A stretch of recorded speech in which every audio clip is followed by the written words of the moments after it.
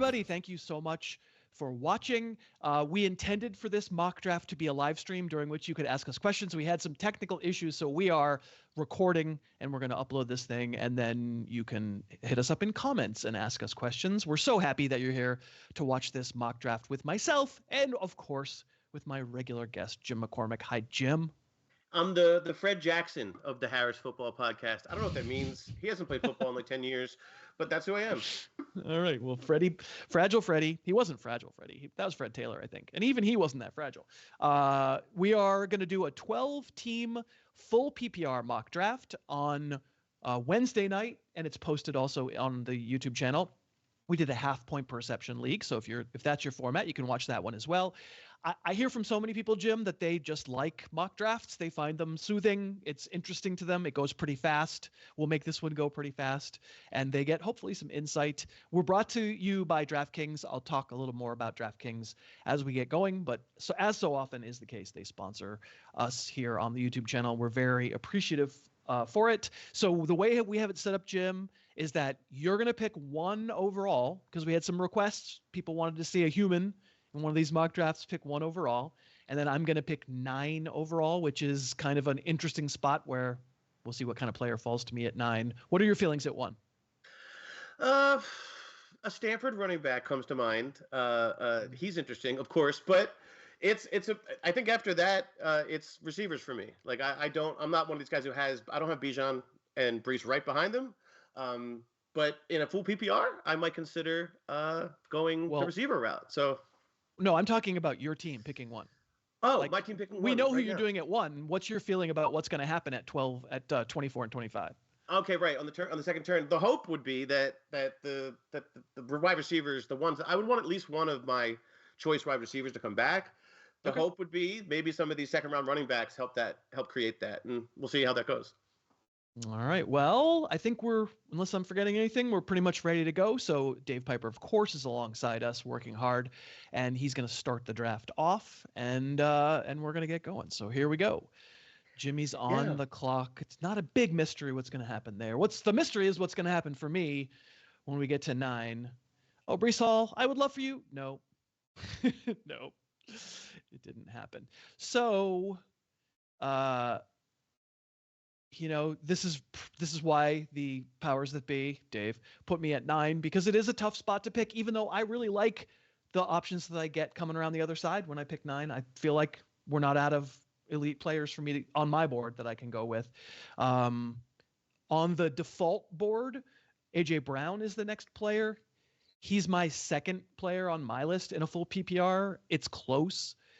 Usually Saquon Barkley goes after this because I'm usually the goofball taking him at 11 or 12. But once again, at the beginning of a draft, the positional scarcity is too much for me to pass up, and I go Saquon Barkley. Your reaction, Jim McCormick?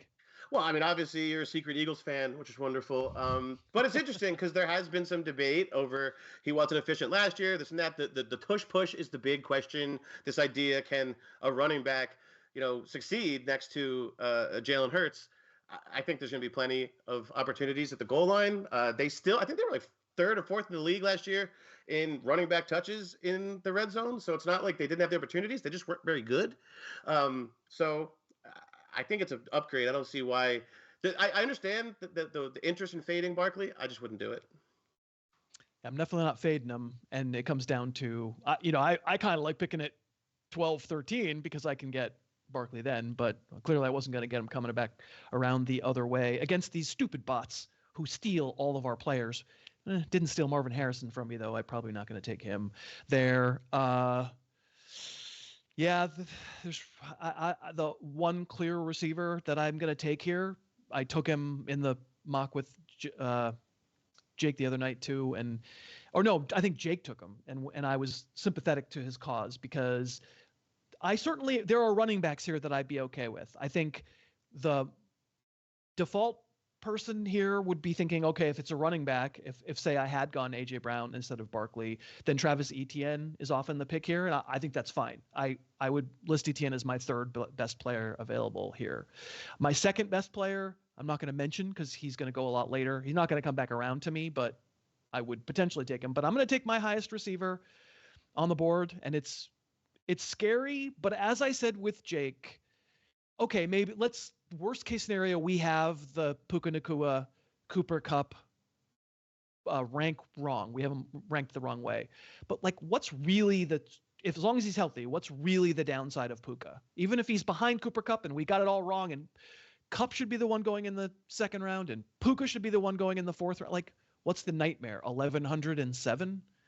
Right. With lots of ceiling. So I don't mind it here as kind of the last receiver that I could like arguably somehow squeeze into the low level wide receiver 1 for me. Yeah, I mean, yeah, they're the true. It's 1A and 1A, I guess. Like it's not a Jalen Waddle situation where where there's a clear differentiation. It's a great situation. It's also so concentrated. I mean, like I know they're tight end Kobe Parkinson, but he's going to catch like 7 passes this year. He's 7 feet tall.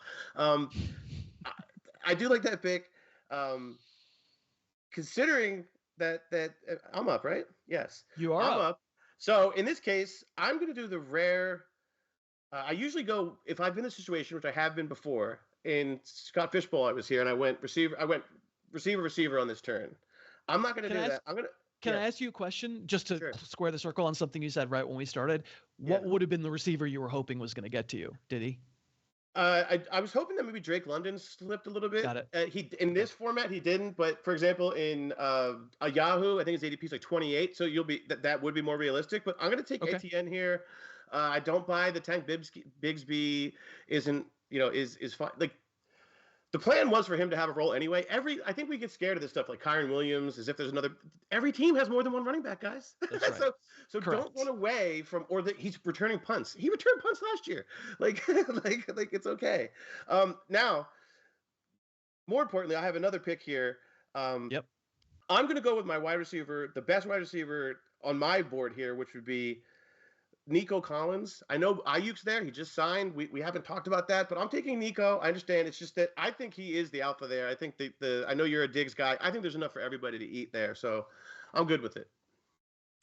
I am a Diggs guy, but Collins comes right after for me, so I don't know the future. I can't argue. I think they're both going to be real good. There's only a few offenses that I feel real, good about both receivers going in these first few rounds, and that's one of them. So I'm right there with you. I'll get to my third pick in a second. Let me thank DraftKings for continuing to sponsor. And if you'd like to help support the channel, there's a pretty easy way to do it. If you're thinking of looking for a place where you can maybe bet a couple dollars on the games, this will turn into Harris After Dark as of next week. And we're going to be handicapping the games game by game every week. And we have a lot of fun doing it. If you'd like to play along with us, download that DraftKings app. Sign up using the code HarrisTube, and then you make one $5 bet, and they will instantly put $200 into your account for you to play around with over the next few days. We, of course, always want you to gamble responsibly. We want you to small amounts. Jim, when I put $5 on a game, I'm a maniac. Like, all I want is a little skin in the game. And so if there's like a neutral site game on next Thursday night, you don't have a rooting interest. It'll give you a rooting interest, but please not a huge high bets.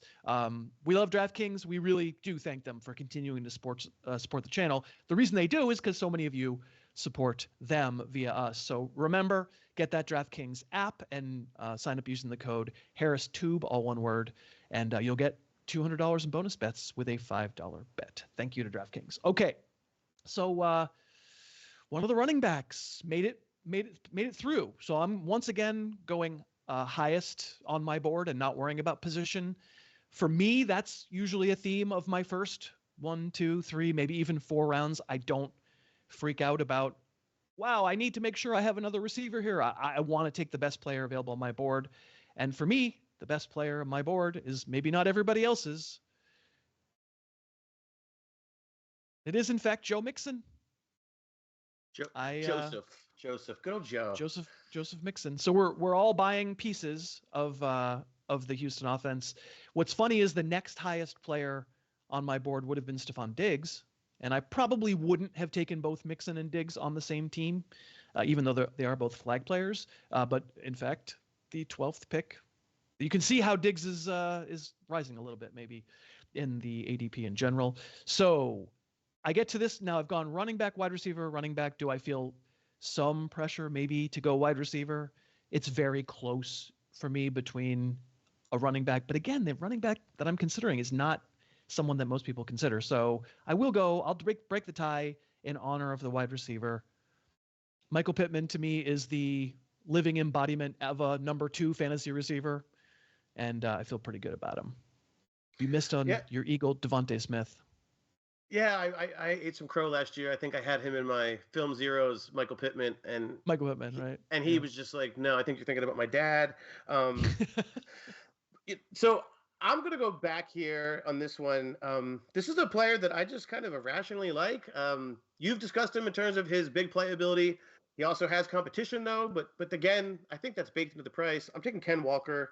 I just like this situation. I know there's the drum beat. We've talked about this before about like what kind of stuff can you buy. Everything's positive about Walker. That's great. To me, it's more just that he's a home run hitter, and I think it's fun. And touchdowns are really fun, especially long ones.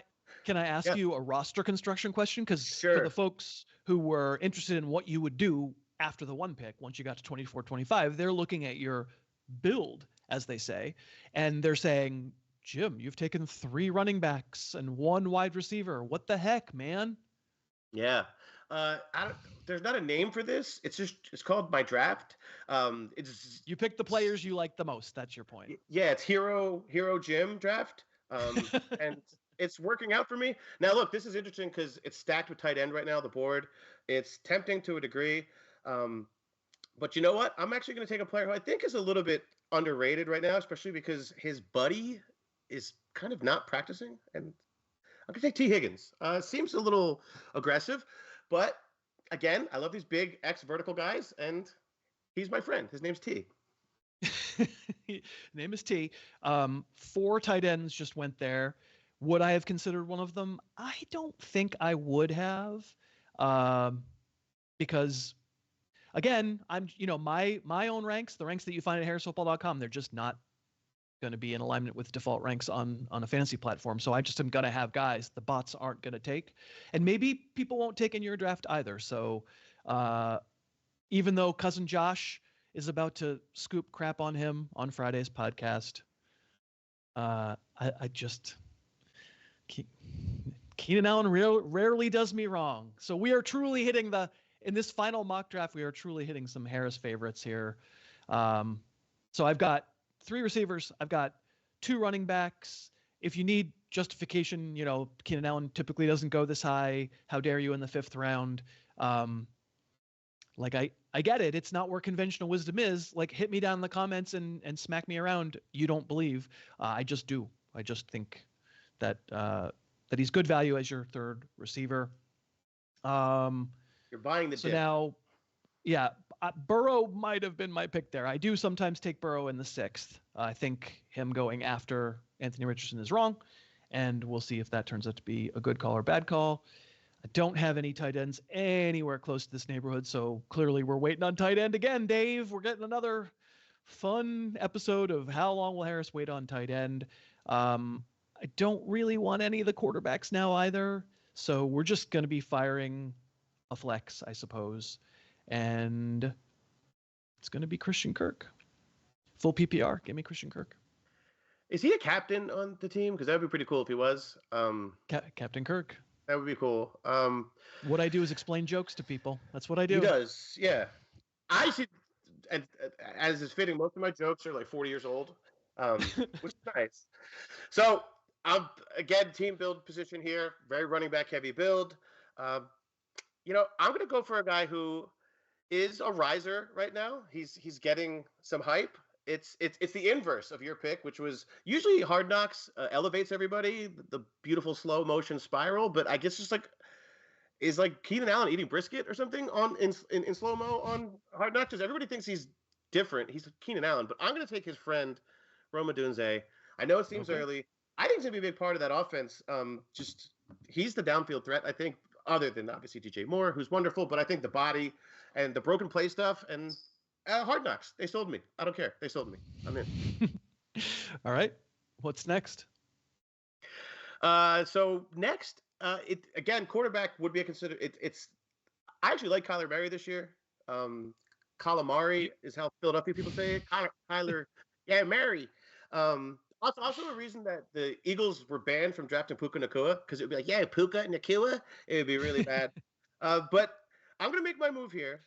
I am going to go for my quarterback because I do want to get in on a running quarterback, and I'm going to take Kyler Murray. It was either him or I was going to wait for another gentleman who runs, but I went with this one. Oh, I would have taken Raheem Mostert in the 7th. I think that's good value. He was going to be the next on my board. I've just taken 3 receivers in a row. I do kind of keep repeating myself in these mock drafts, but different people are watching at different times. So if you're watching all of them, I apologize for repeating, but I'm simply not chasing positions that aren't scarce. So I'm just not going to chase at quarterback. I'm just not going to chase at tight end. I'm going to wind up with players that you maybe aren't as comfortable with, but I'm going to be fine with them, especially tight end is just going to be solutions down the road. I don't buy that tight end is a difference making position. I mean, the quarterback here to take, I guess, is Jordan Love. I'm certainly not mad at him in the 7th round, but I'm just going to keep firing at potentially higher upside guys. So let's take Tajay Spears, who has some upside. And there's another riser. Pollard is getting all this hype for his. It's interesting. There's like ADP wise, there's some separation being created, whereas there wasn't much separation throughout the summer. It's just interesting the things that happen when there's really not that much actual information. It's just echo chamber opinions. Stuff. Yes, right? yes. Yeah, echo chamber stuff. So how are we going to fire here? I haven't taken Deontay Johnson in any of these drafts, and in a full PPR as a bench player, I'm at least willing to see how it winds up. Is there Dave Canales related improvement in the Carolina offense and Bryce Young? And therefore, I kind of do believe that when they issue the propaganda statements that say the offense runs through Deontay, I kind of believe them because I look at the rest of the receiving core. I do too. I mean, and also last year we saw a version of that with like a lesser version, like it ran through Thielen as a passing offense. I mean, I could see it being similar. Right. So, basking a little bit in my regret of taking a quarterback a little bit early, but no, really, I'm in a position where I don't want to take a tight end here, just based on positional need, because there isn't a need. I don't feel the need because I don't see much differentiation between these names. So I'm not gonna just look at the gap in my roster and say that's what I'm gonna do. I'm open to taking really the best skill player here. Running back, receiver. And I'm going to take a risk here. I know that this is a pronounced risk, but I think you have to take some risk in a 12-team league. I'm going to use my IR. I'm going to take Jonathan Brooks. I have a lot of premium running backs here. We'll see what happens. And then I'm going to take a receiver who we discussed previously in terms of guys that we like, sleepers. I like Jackson Smith and Jigba. I'm a big hyphen guy. My family works with the hyphens, so big punctuation of all kinds. Once again, these dopey bots are taking their second quarterbacks. I just don't feel like that's ever really going to be the case in most of your civilian drafts. If it is, then you can just wait like I'm going to wait. I'm not taking a quarterback here. How many of these drafts have I done, Dave, where I haven't taken Chase Brown? Just going to he's a flag player too. Going to keep taking Chase Brown. Don't have to start him. And he survived the Samaje Perine risk. Right. He's looking at what the bots are thinking.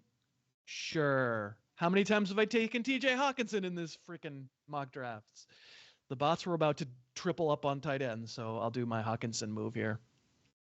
So is his deal? He's pup so far, right? Is that the idea? Oh, he's pup. Yeah. No, he's Jonathan Brooks. Yeah, right. He's Jonathan Brooks. I'm going to take a Chris Harris favorite here. I just think it's a great situation. Look, Kyle Shanahan wanted him, so that means he's good. It theoretically wanted him on Twitter. I'm taking Cortland Sutton. I just think it's a good situation. I think it's a good situation. Talk about concentration. I think he's going to be the guy because who else is it? And then to me, I'm a little open I'm looking at tight end again, and guess what? Still looks ugly. Still doesn't look fun. I don't really see took Hawkinson. So this is getting weird. I'm going to just go like 0 tight end. So call that my build. And I'm going to go after a receiver. This is a guy who I don't know why I like. I've kind of liked him in the past. It's alliteration too. So I'm going Jerry Jeudy. I just think, again, bandwidth. I think 25% target share. I made that up. I don't know what he get. Your take. Zach Charbonnet goes right before me. you're, Jerry Judy's like a 5th round pick every other year, and you get to just see if it works out and cut him by week 3 if it doesn't. I've taken him in a bunch of these, so fully on board with that pick. I like having Jacoby Myers around to just be a bye week guy for now, and then let's see. He's a much better player than an 11th round fantasy pick. Maybe the situation won't work out for him, but I do like him. Still haven't taken a quarterback here. I guess I'll take the same guy I wound up. Well, no, maybe I won't. Do I have any quarterbacks in my queue with my own ranks? Nope. Same guy I took last night. Sure. Is there a can you promise me, can you lay me giant odds there's a massive difference between Matthew Stafford and Jared Goff? They're the same guy. It's just one of them lives in Michigan. Yeah. And Stafford might get hurt a lot more than Goff, but like I'll figure it out. Yeah, ironically, you said some home leagues don't behave that way. I was in a home league last week that behaved where it's a keeper league. One guy kept 2 quarterbacks. We're like, what are you doing? It's a 1 quarterback league. In any case, quarterback did get that way in that league where the middle rounds it was ugly, and it was a situation where kind of lost what I was going to say. Not going to lie. Well, me taking Stafford. Yes, I ended up with Goff and Stafford, and I'm completely okay with it. I'm just going to play the dome games because we all know Jared Goff loves domes. I think 14 of his games are in domes, by the way. I'm going to finally go tight end. No, I'm not. This is disgusting. You know what? I'm lying. I really am. I actually like this situation. I don't mind Tyler Conklin. I know I just could have waited longer for that pick. But you only have 2 more picks. So, yeah. So, and then I'm going to go back to my favorite which is I am the IR factory. I think maybe I'll have to cut this or make a decision later, but I'm going Chubb. I'm just the guy who collects injured running backs. Also, here's the thing with these guys. Before they get off of the injury, there's going to be a great, like Adam Schefter tweet that like this guy looks great. That's when you can trade them. That's when you can trade them. I'm still grabbing Khalil Herbert places. And actually, I should have taken Taysom Hill, not knowing the ding dong was. I would probably have taken Taysom Hill there under normal circumstances. I need a starting tight end. You know what? I'm going to grab one off the waiver wire. I'm not going to do this to myself. Demario Douglas, come on down. I'll figure out the tight end in this fictitious league before week 1. We'll put Hawkinson on reserve and pick someone off of waivers. Now, this was a long time ago. I should have asked this while it was happening.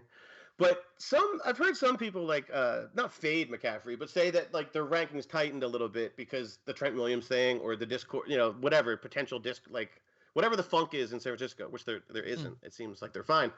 Does that change anything for you, the Trent Williams things, or it's just no? He's Christian McCaffrey. It's marginal because you're not going to move him out of his spot, right? So, just the issue comes down to if you have the 101, that if you get last year out of McCaffrey, and we all know there's a great chance we won't because that's just not how the NFL works, and he's been an oft-injured player, and like it can go bad. He's been beaten to hell these last few years. Of course it can, but there's no other player who can do what he did last year. There just isn't. To have the chance at that brass ring, Trent Williams or no Trent Williams, is just too much to pass up. The usage, the ability, the whole package.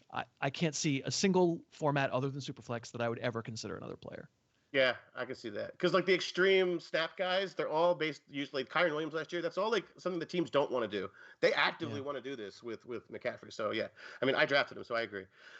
So I've one more pick.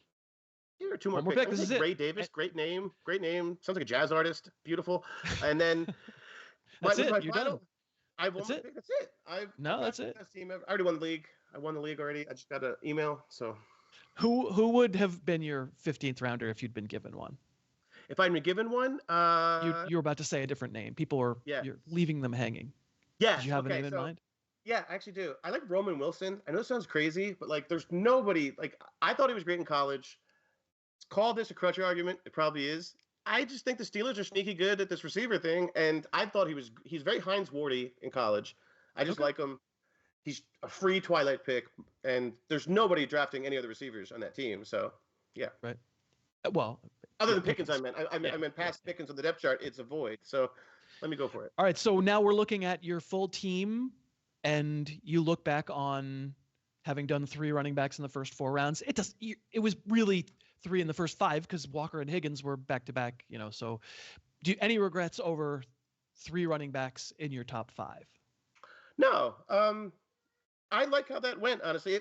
If anything, because of how I felt that if I knew Ken Walker was coming, which you couldn't have known that in the second, maybe I would have went receiver there in 2-3, but I'm fine with this build. I really am, especially because these are players that I I actually believe in their talent, not just that they fell to me or whatever you want to say. Like, I pursue these players, so I'm happy with it. Yeah, and I am too with mine. I guess it's the same feeling that Jake had on Wednesday night when he took Puka in a similar spot, like early second round after having picked late first round. He might have picked him two spots earlier, but the point still remains. Him as your wide receiver 1, you do go, what if I've got it wrong? What if I don't actually have a fantasy wide receiver 1 on my team because it's actually Kupp who will stay healthy and Nakua will be good but fill in a supplemental role? I feel that anxiety, but I don't like Drake London as much. I don't like Chris Olave as much. Like I'm okay having taken Nakua there because, like I said when I took him, I feel like the floor is just the floor is the knee injury. Like, okay, the floor is he gets hurt, but that is true of absolutely everybody. If he's not, how is it not 1,207 as a floor? It just feels like it. It definitely is. So I feel okay about it. And then after that, it's a bunch of binkies. So, of course, I'm going to feel good about it because it's a bunch of guys I take in all these drafts. What do you think, though, folks watching us? We're sorry we weren't able to do this live and take your questions live, but you can feel free to ask us down in the comments. I know Dave Piper checks the comments all the time and does his best to respond. We thank you for your support all the way through this draft season. This is it. We've done a ton of videos throughout August. We hope that we've gotten you ready for your drafts this weekend and hope you had fun along the ride. We are going to start our regular scheduled programming weekly, myself and Jim doing Harris After Dark or whatever it's called, where we pick games and we goof on each other and we have a lot of fun. I want to thank DraftKings for continuing to be a wonderful sponsor. Use that code HarrisTube. Dave Piper had a stressful night. I really want to thank Dave. Boy, Dave, you're the best. We really appreciate you. Thank you, Jim, for doing this. And my name is Chris. We really appreciate you watching. We'll see you next time. Thanks so much for watching. Please, please, please smash that like button. Write a comment. Tell us who else you'd like to see us review film on. And of course, best of all, please subscribe to our channel and then click that little bell above the subscribe button and you'll be notified whenever we post a new video.